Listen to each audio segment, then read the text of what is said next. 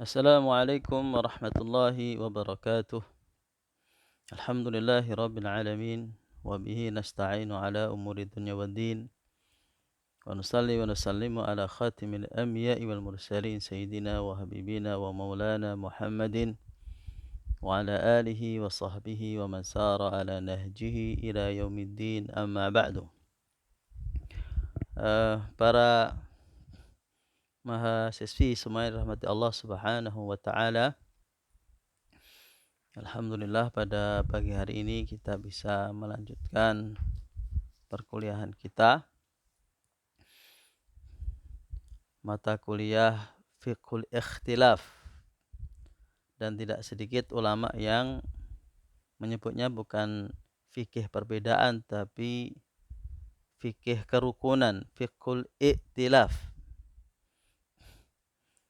akan memberikan satu makna yang positif ketika kita membahas perbedaan yang terjadi di kalangan umat Islam, yang mestinya bukan menjadi sebab tafarruq tapi mestinya menjadi sebab kita semakin bisa tasamuh, bisa saling ta'awun ala birri wa taqwa, seperti yang dikatakan oleh Imam Syahid Hasan al-Banna,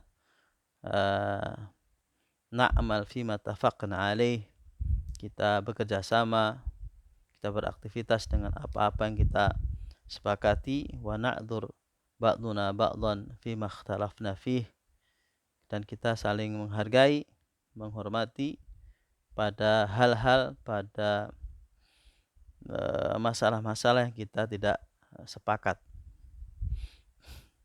Tentu ini konteksnya adalah masalah furu' atau ikhtilaf sa'iq, ikhtilaf yang diperbolehkan atau yang masmuh. Pada perkuliahan yang lalu kita membahas asbabul ikhtilaf al-ammah, beberapa perbedaan sebab-sebab perbedaan di kalangan umat Islam secara umum. Ya. Ada di sana perbedaannya dikarenakan masalah i'tiqad, masalah keyakinan. Kemudian ikhtilaful fikrah di dalam dakwah, dalam manhaj dakwah.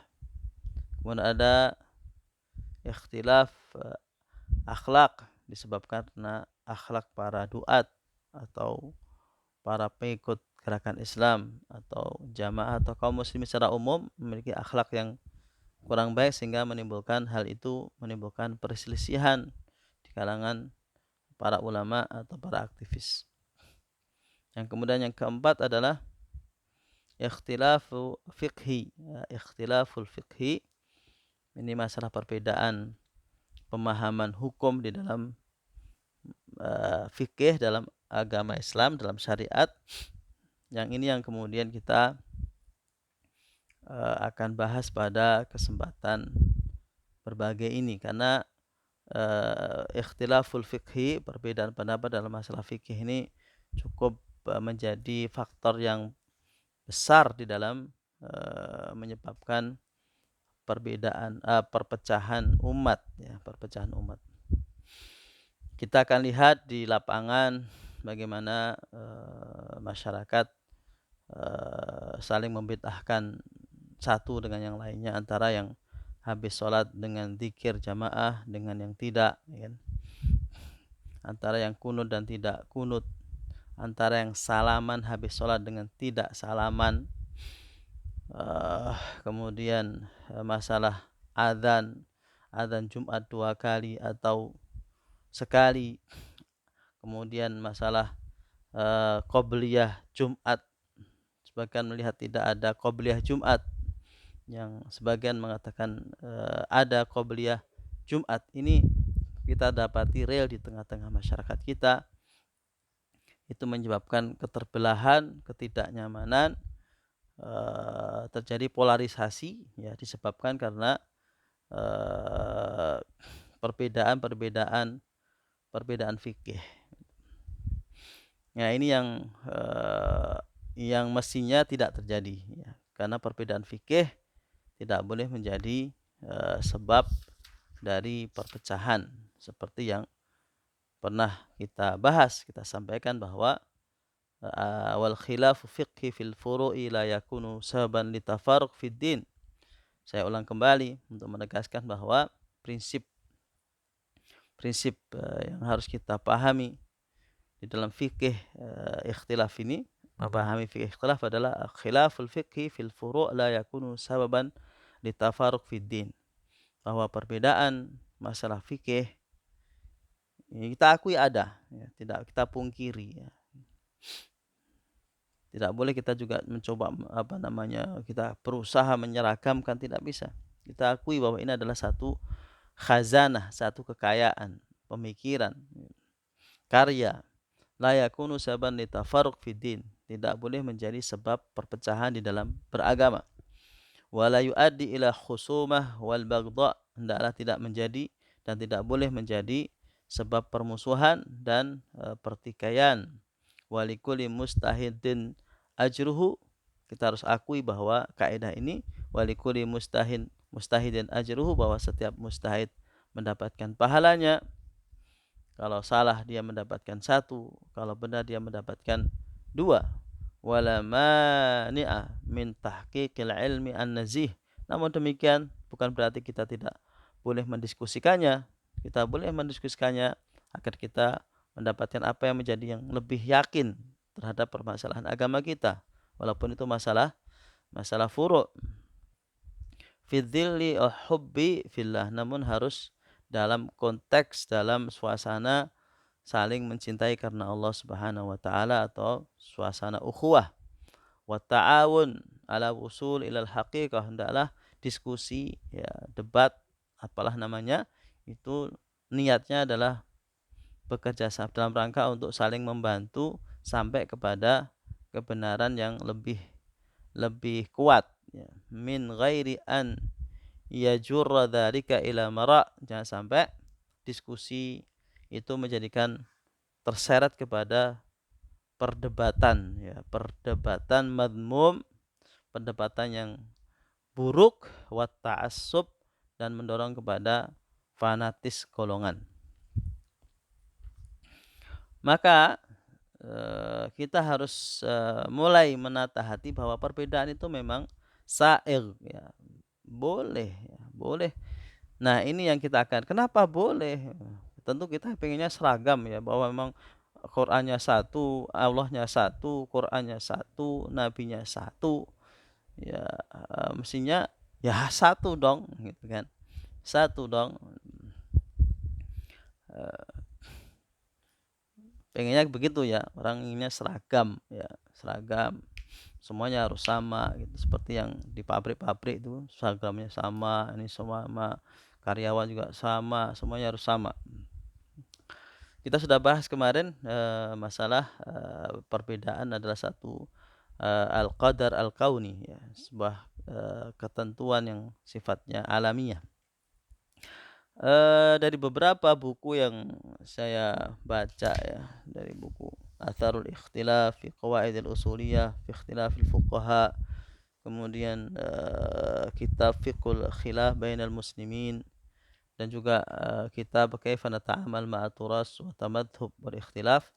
Mungkin saya akan mencoba merangkum dari beberapa kitab itu menjadi sebab yang kira-kira bisa menjelaskan kenapa ulama itu berbeda pendapat. Kenapa kok nggak sepakat aja, gitu. Ini apakah karena seperti itu dan hawa nafsu kah atau apa, gitu. Sehingga kok para ulama kemudian berkesimpulan bahwa perbedaan seperti itu sa'ir, ya, atau bahasanya Syekh Shalih Utsaimin adalah warid. Ya, bahasa yang mengatakan masmuh, boleh, gitu kan. Sebab yang pertama adalah tabiat dalil itu sendiri, ya, tabiat dalil itu sendiri. Karena kita beragama ini kan bukan pakai tidak menggunakan akal semata atau tidak menggunakan perasaan semata, ya. Tapi kita berislam ini bid dalil, dengan menggunakan dalil. Kita sholat, dalilnya apa? Kita zakat, dalilnya apa? Kita begini, dalilnya apa? Kita begini, kita beragama adalah atas dasar dalil. Karena itulah Rasulullah Sallallahu Alaihi Wasallam mewanti-wanti kepada kita, taraktu fikum amraini in tamassaktum bihima lan tadillu abada. Ketika Nabi menjelang wafat mewanti-wanti kepada kita, aku tinggalkan pada kalian dua perkara, yaitu Al-Qur'anu was sunnatu. In tamassaktum bihima, kalau kalian berpegang teguh kepadanya, lan tadillu abada, kamu tidak akan pernah tersesat. Nah, mari kita lihat sebab pertama ini adalah memang tabiat dalil. Tabiat dalil yang memberikan ruang untuk berbeda. Memberikan ruang untuk berbeda. Tentu hikmahnya, saya katakan secara singkat, adalah rahmat. Itu rahmat, mendatangkan kerahmatan, mendatangkan kebaikan. Yang pertama tabiat dalil. Dalil Quran dan Sunnah. Kita tahu dalam ilmu Quran di sana ada qiraat, ya, perbedaan membaca. Atau jauh sebelumnya Al-Quran sendiri diturunkan dengan tujuh logat bahasa orang Arab. Ya, ada Quraisy, ada Hudzail, ada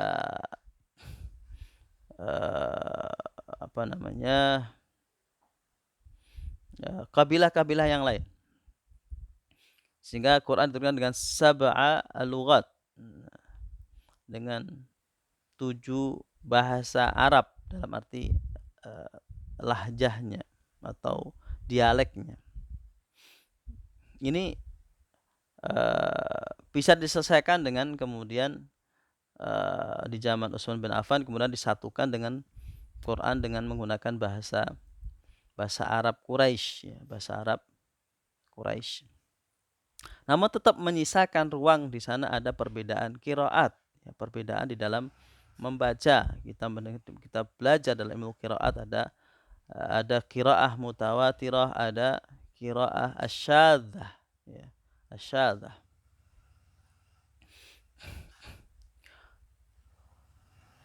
Perbedaan Quran yang itu riwayatnya mutawatir, ada beberapa riwayat yang syadzah, yaitu itu mempengaruhi perbedaan para ulama, ya. Misalkan di dalam masalah puasa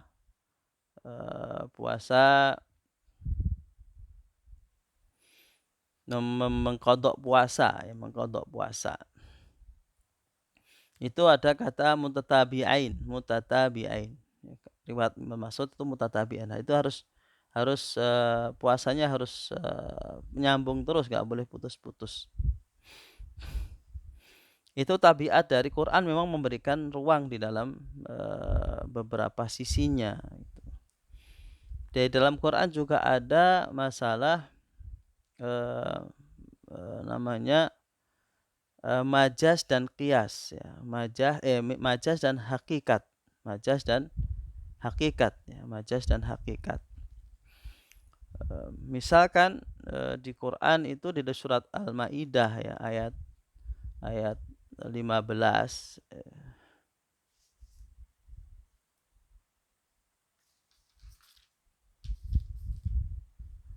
ayat 6, maaf, ayat ke-6, ayat 6 itu masalah wudu, ya. A'udzu billahi minasyaitonir rajim. Bismillahirrahmanirrahim.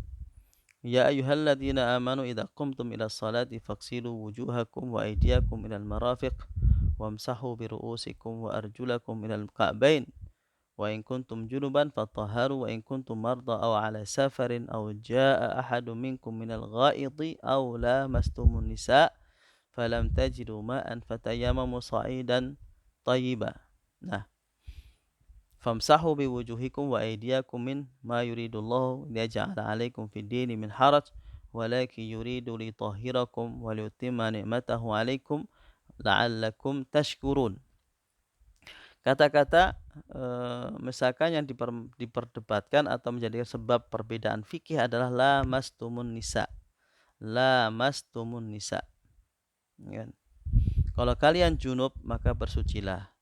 Kalau kalian sakit aw ala safarin atau dalam perjalanan, kemudian au ja'akum minal ghaid, kemudian atau datang dari kamu buang hajat, aw lamastumun nisa, kamu menyentuh wanita. Nah, kata lamastumun nisa, bahwa ulama sepakat bahwa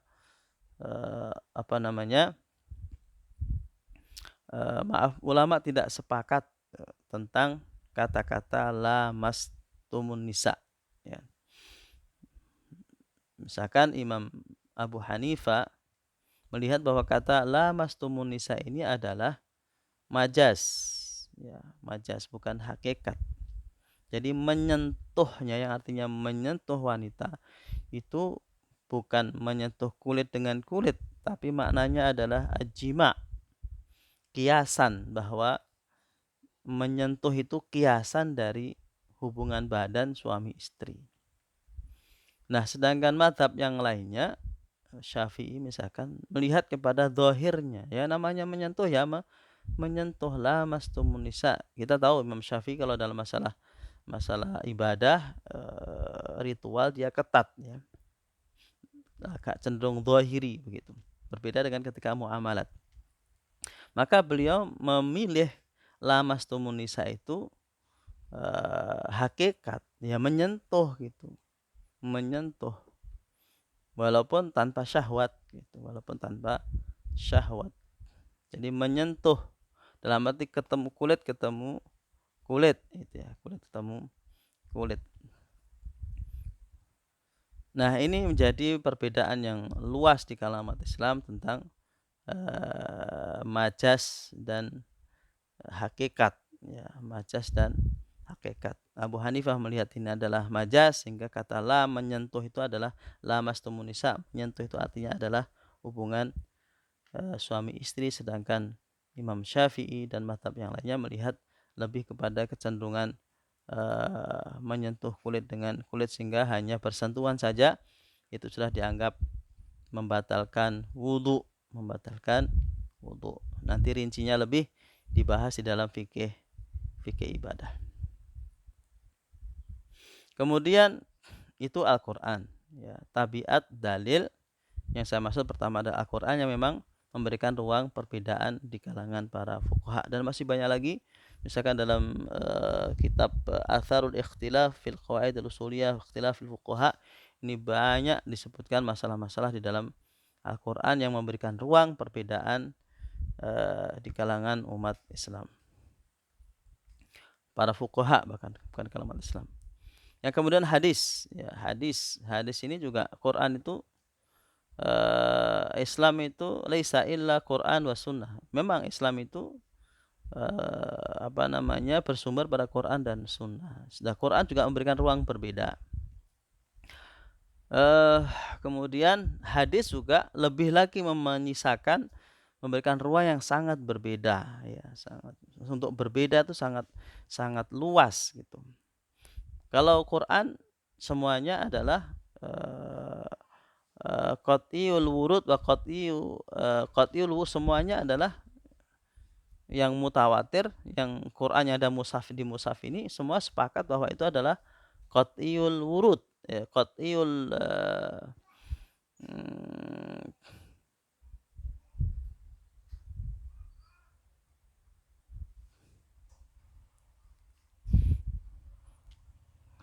Allahumma shalli ala Muhammad, lupa istilahnya.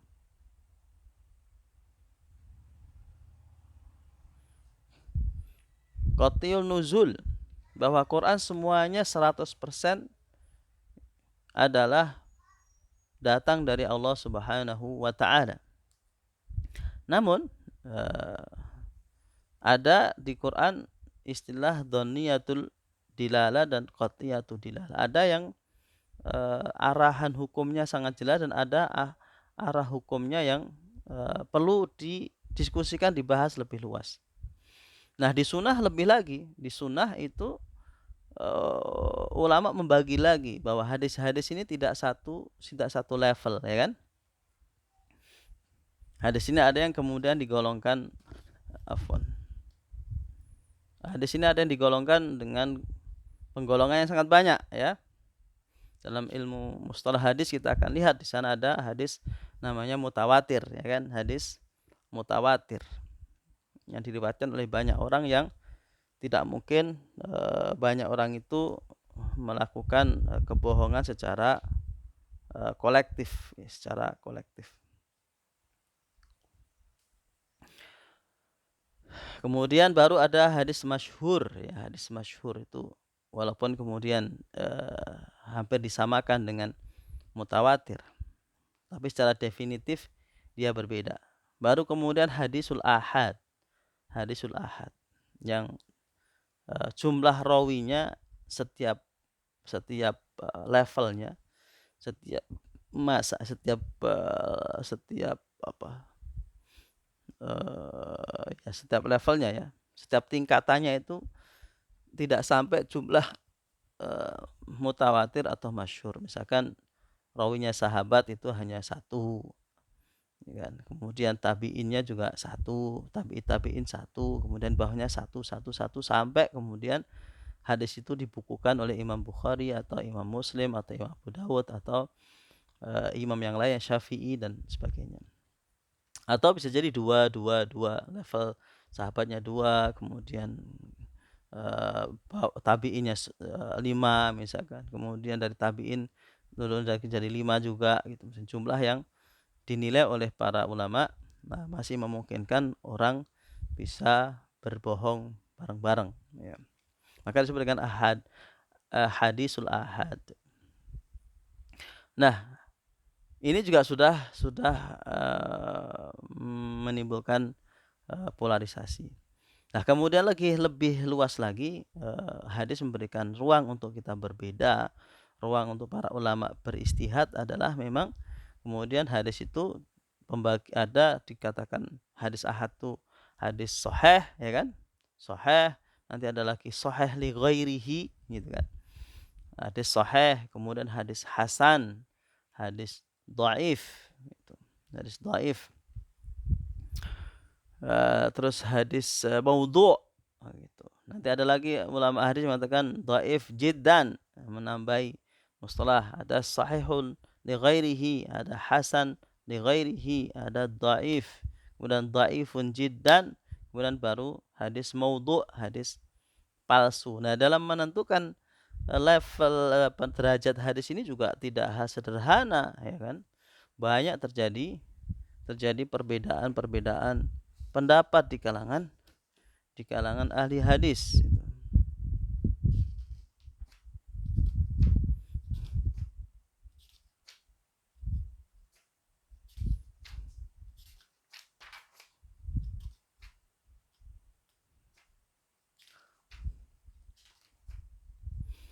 Kadang satu ulama hadis dia mengatakan hadis ini sahih, gitu kan? Hadis sahih, tapi kemudian ulama lain mengatakan enggak, hadisnya dhaif, gitu kan? Hadisnya dhaif. Dan mengatakan lagi enggak, bukan dhaif, ini hadisnya hasan, misalkan. Itu sangat kita jumpai di dalam, dan setiap penentuan dalil ketika dia dikatakan dhaif, maka dia tidak bisa dijadikan dalil, dan ketika dikatakan sahih maka dia menjadi dalil. Ketika seorang fuqaha meyakini hadis itu dhaif, maka dia tidak akan menggunakan hadis itu. Sebaliknya ketika seorang fuqaha meyakini bahwa itu adalah sahih, maka dia akan menjadi dalil, dan kita bisa bayangkan hasil fikihnya, ya. Satunya tidak menjadikan dalil, satu menjadikan dalil, ya.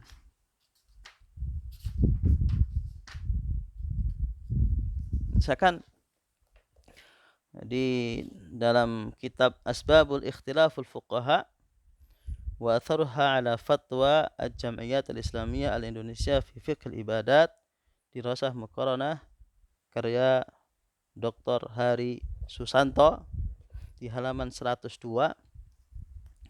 ada tidak kurang dari 5 sebab, ya, 5 sebab kenapa para ulama hadis terjadi ikhtilaf di dalam menentukan derajat hadis. Padahal derajat hadis sangat menentukan tingkat kelayakan dia menjadi dalil hukum.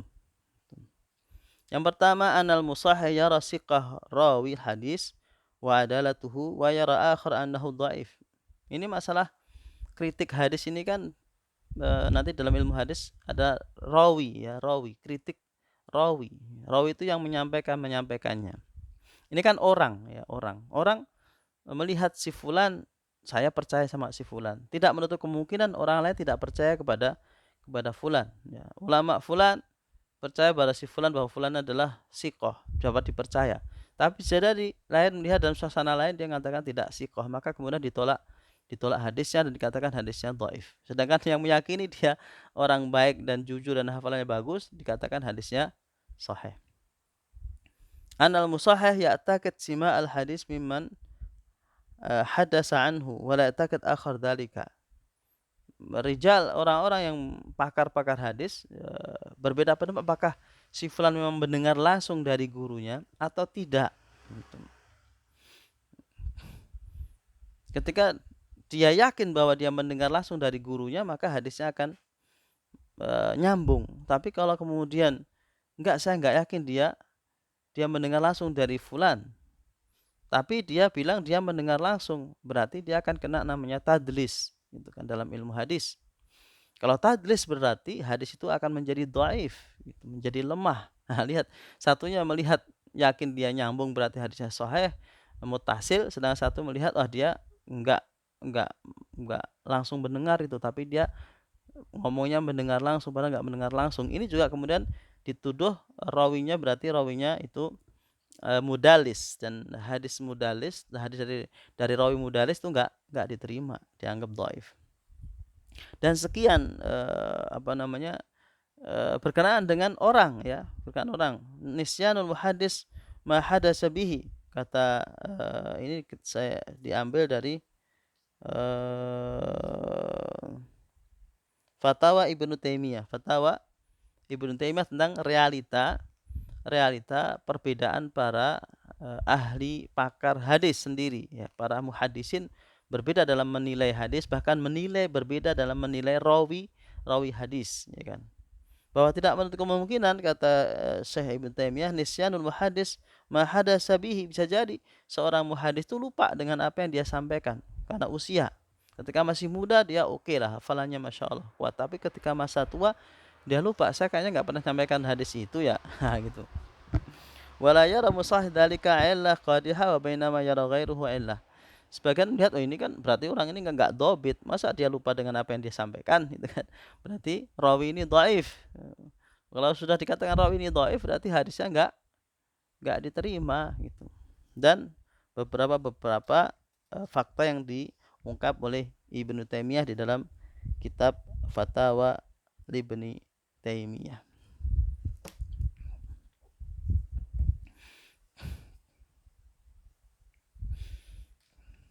Yang selanjutnya apalagi jadi hadis sebagai dalil itu memang tabiatnya memberikan ruang perbedaan yang variatif kepada fuqaha, ya, fuqaha itu. Nah, kemudian yang kedua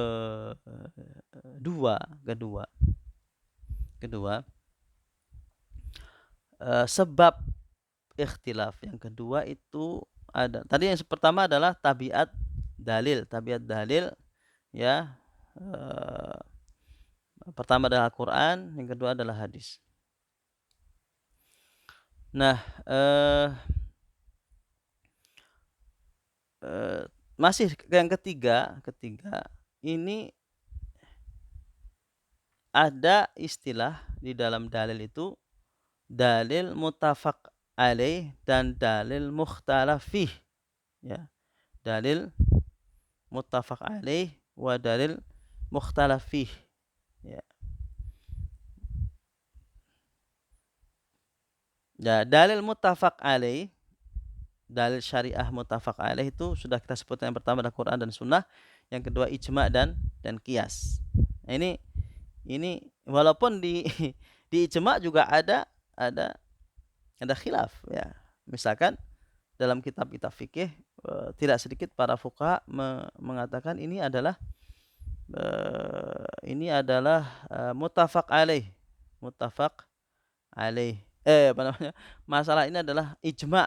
Tapi setelah diteliti lagi ternyata tidak semuanya ijma gitu. Nah, ini juga akhirnya menimbulkan perbedaan. Ini sebetulnya ijma apa enggak sih? Gitu. Jadi kemudian di kita ada yang mengatakan ijma, sebagian enggak. Kalau mengatakan ijma berarti ya kita terima apa adanya. Kalau enggak ijma berarti masih bisa kita beristihad. Qiyas juga begitu. Qiyas walaupun disepakati sebagai dalil yang disepakati untuk dijadikan sumber dalil, namun tetap menyisakan hal-hal tentang qiyas ya. Apa itu? Masalah illah misalkan. Masalah nanti kita belajar di usul fikih masalah illah di semester 3 ya, illah. Nah, sebagian ulama tidak masih sepakat dengan illah yang ditentukan. Padahal illah ini sangat menentukan sebuah hukum. Apakah halal haram ini tergantung kepada illah. Mungkin antum pernah dengar istilah al-hukmu yaduru ma'a illatihi wujudan wa adama. Bahwa hukum itu tergantung kepada ilahnya. Padahal ilah ini ya namanya tergantung pada ilah. Nah, kalau kemudian para fuqaha berbeda dalam menentukan ilah, bisa dipastikan hukumnya akan berbeda. Misalkan apa ilah riba emas ya, riba emas itu. Kenapa emas itu dijual? Kalau jual beli harus sama ya, 1 gram ditukar dengan emas 1 gram. Tidak boleh lebih dan harus kontan, tidak boleh kredit, ya, harus kontan. Tidak boleh dibayar hari ini setengah gram, besok saya bayar setengah gram lagi, ya nggak bisa. Harus kontan dan sama. Nah, ini juga menjadi perbedaan ulama usul fikih bahwa ilahnya apa? Sebagian mengatakan ilahnya adalah harganya, yang bahwa emas ini sebagai standar harga. Standar harga karena dia dinar dan dirham zaman dulu. Fungsinya seperti uang gitu. Karena uang itulah dia, maka tidak boleh menjadi komoditi jual beli gitu. Karena dia uang. Sebagian melihat bahwa ini adalah masalah barang ya. Emas itu sekarang sudah jadi barang. Emas itu sudah jadi barang. Karena tidak lagi dipakai sebagai mata uang. Kalau begitu tidak ada lagi riba fadl di dalam emas. Bisa dijual dengan kredit ya. Bisa dijual berbeda. Misalkan emas sekarang ada karat sekian berbeda dengan ini karena dilihat emas sudah bukan lagi menjadi uang, tapi sudah menjadi barang. Nah, itu ikhwan fillah sebab dalil yang muttafaq alaih pun memberikan ruang untuk berbeda. Kemudian adalah yang kedua adalah dalil yang mukhtalaf fiha. Ya. Keberadaannya sebagai dalil itu diperdebatkan, tidak disepakati gitu loh. Misalkan al-istihsan, menurut istihsan itu satu tidak ada dalilnya, Quran Sunnah nggak ada. Kemudian kalau dikiaskan nggak masuk gitu, nggak memberikan maslahat, kok malah hasilnya nggak bagus gitu. Maka kemudian menggunakan istihsan. Nah, ini dipakai oleh dipublikasikan kira-kira bahasa sekarang oleh mazhab Abu Hanifah, bahwa metode istihsan itu bisa untuk beristihad, atau istihsan itu bisa jadi dalil. Tapi kemudian ditentang oleh mazhab Imam Syafi'i dengan mengatakan man istahsana faqad syara'a. Barang siapa yang menggunakan istihsan di dalam menentukan hukum, maka dia sama saja telah membuat hukum dengan hawa hawa nafsunya sendiri. Nah, lagi sadu dari apakah sadu dari dalil itu juga dipermasalahkan oleh para fuqaha. Artinya tidak disepakati, bukan jadi masalah ya. Tidak sepakati kedalilannya. Kemudian juga yang lainnya ya, maslahah mursalah sejauh mana kedalilannya juga didiskusikan ya, sehingga itu menjadi sebab yang sair ya, sangat wajar kalau kemudian terjadi perbedaan di kalangan fuqaha dalam masalah fikih. Untuk itu kalau kita tahu sebab maka dahabal ajab ya, orang sering kok bisa sih berbeda, kok saya nggak bisa terima beda, karena mestinya kita seragam dong, Quran kita sama begini begini begini. Nah, saya harapkan dengan satu sebab tadi bisa sedikit menghapus apa yang keterkejutan kita ya, ajab kita, eee, syok kita bahwa kok kenapa ada perbedaan ini, perbedaan itu. Ya karena memang tadi saya sebutkan memang tabiat dalil, memberikan ruang perbedaan itu. Dan sekali lagi ini bukan perbedaan yang negatif, tapi justru perbedaan yang nanti kita bahas disebut dengan kekayaan khazanah dari pemikiran kaum muslimin, terkhusus para ulamanya dan fuqahanya. Saya kira ini dulu materi pada pagi hari ini. Silahkan kalau ada yang mau ditanyakan nanti langsung ini akan saya upload di YouTube di channel Mahabbah Channel Islami. Nanti di situ teman-teman silahkan absennya di situ ya, absennya di situ. Kemudian menulis nama di kolom komentar. Kalau bertanya silahkan juga di situ juga. Wallahu muwafiq ila aqwamit thoriq. Assalamualaikum warahmatullahi wabarakatuh.